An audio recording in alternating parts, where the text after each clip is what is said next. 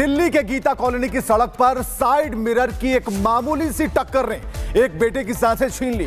परिवार का सब कुछ छिन गया। 20 साल के यश की बात हम कर रहे हैं। अब वो इस दुनिया में नहीं है, लेकिन हत्यारों का अब तक पता नहीं चल पाया है। क्या है इस पूरी खबर कहानी के पीछे का सच, रिपोर्ट देखिए।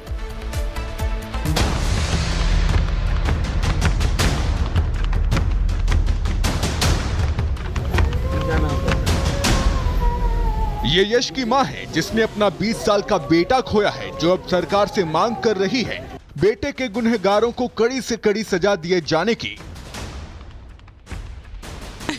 मेरा बच्चा तो चला गया, अरे राम, मेरा बच्चा तो चला गया ना, उनको सुख मिल गया, उनका बेड़ा गर्क हो जिसने मेरे लाल को पीछे से मारा है, उनका सत्यानाश हो, अरे मैया।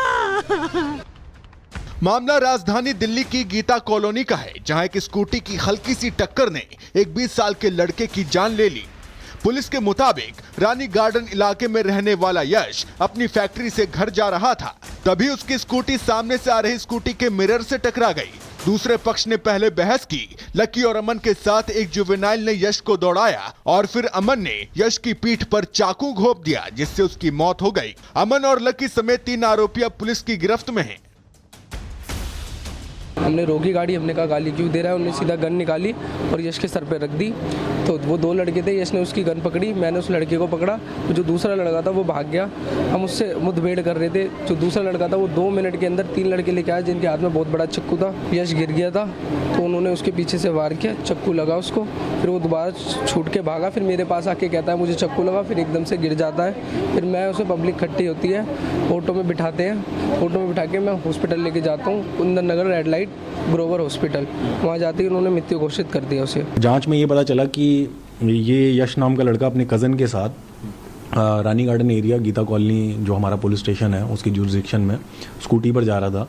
वहाँ पर एक लड़के के साथ इसकी टचिंग हुई और फिर वहाँ पर इनका ये झगड़ा बढ़ा। और उस झगड़े के दौरान उन लड़कों में से एक लड़के ने, जिसका नाम अमान है, अमान ने इसके चाकू से एक जानलेवा हमला किया, जो इसके लोअर बैक में लगा एक चाकू का, जिससे ये घायल हो गया। और घायल अवस्था में जब इसको हॉस्पिटल ले गए तो इसकी मृत्यु हो गई।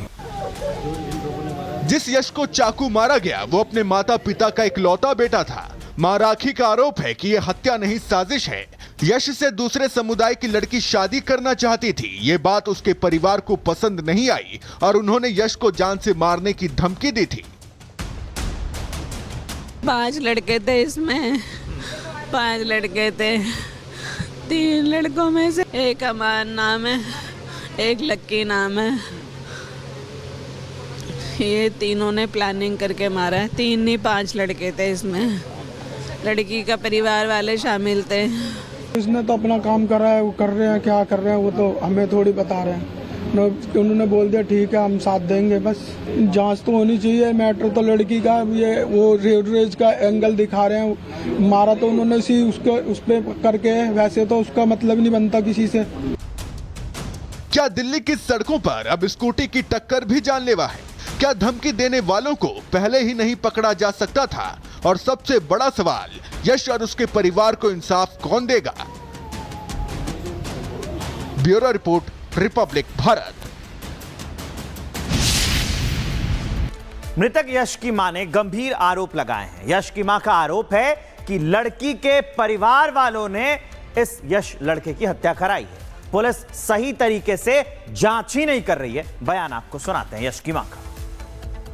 लड़की को कटघरे में खड़ा करो ताकि लड़की सारी सच्चाई उगले, क्योंकि सारी साजिश उन्हीं के परिवार की है। उसके परिवार को सब कुछ पता था। उन्होंने वार्निंग दी थी, मारने की धमकी दी थी मेरे लड़के को, और कल रात को मेरे बच्चे को मार दिया गया चाकू से, जो कि पूरी प्लानिंग करके ही मारा गया है। और जो लड़के ने इस वारदात को अंजाम दिया है वो ऑलरेडी 5-6 मर्डर कर चुका है।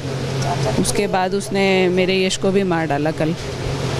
तो मैं चाहती हूँ कि उस लड़के को भी या तो सजाए मौत हो या फिर उम्र कैद की सज़ा होनी चाहिए। पहले ये हो रहा था कि स्कूटी टच हो गई थी, जिस वजह से ऐसा हुआ था।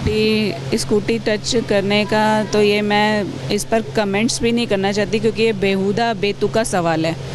बिकॉज़ छोटी सी सोचे, दो स्कूटी अगर आपस में टकरा रही है तो दूसरी पार्टी वाले एकदम से पिस्टल निकाल के किसी बच्चे की गन सर पे कैसे रख सकते हैं? ये तो सोची समझी साजिश के तहत ही हुआ है ना सब कुछ। जो लड़की जिसका आप जिक्र कर रही हैं, क्या आप जानती हैं, कभी आपको पहले ऐसे लगा कि? नहीं, हमें ऐसा कभी नहीं लगा, लेकिन उसके 15 दिन पहले उसके फैमिली वालों ने धमकी दी थी कि हम तुम्हारे लड़के को मार डालेंगे, और उन्होंने इस घटना को अंजाम दे दिया।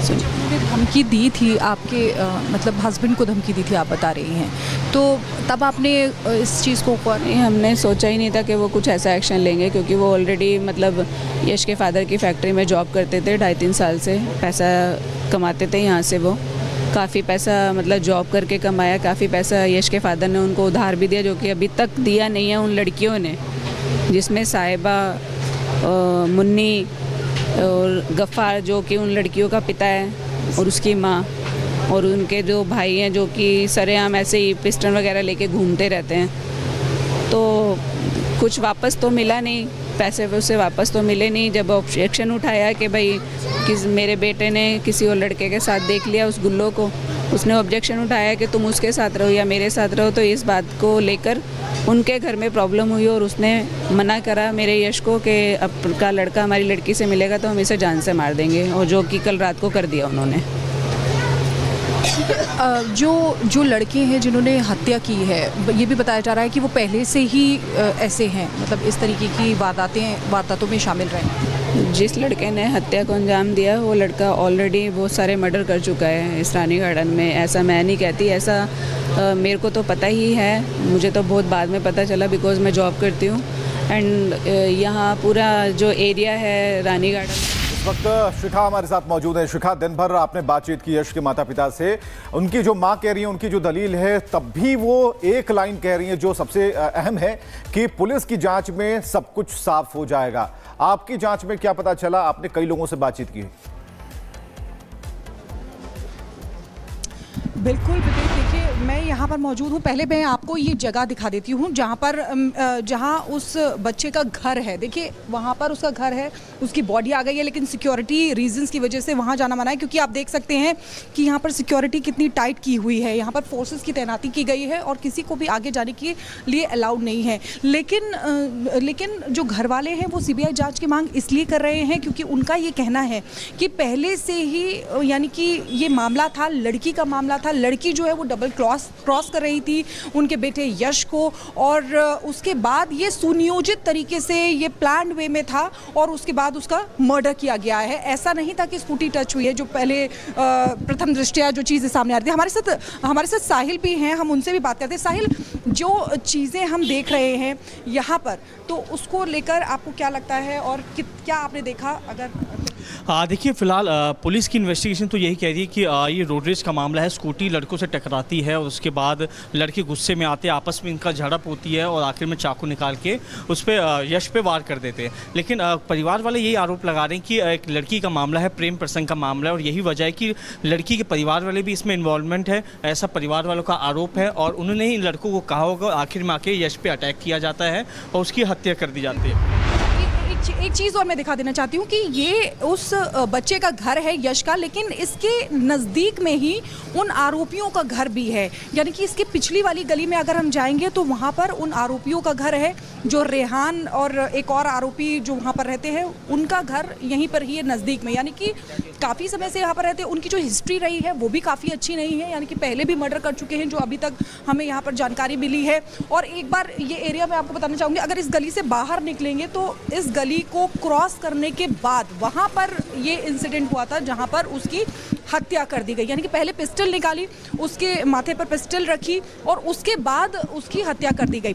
साहिल, पहले उन्होंने पिस्टल निकाली थी, लेकिन उसके बाद उन्होंने चाकू से देखिए परिवार वालों का यही कहना, जो अमन साथ में था उसका भाई विटनेस का कहना है कि पहले लड़के ने पिस्टल निकाल के उसके पिस्टल टानी, फिर कुछ लड़कों को बुलाया गया, वो चाकू लेके आया और उसके बाद यश की बैक पे चाकू से अटैक कर दिया गया और मौके से बहुत ही आसानी से भाग गया। लेकिन CCTV जो फुटेज है वो पुलिस के हाथ लगी, क्योंकि मौके पर CCTV कैमरा लगा हुआ है और फुटेज जो है पुलिस के पास है, उसी के आधार पर पुलिस की इन्वेस्टिगेशन चल रही है।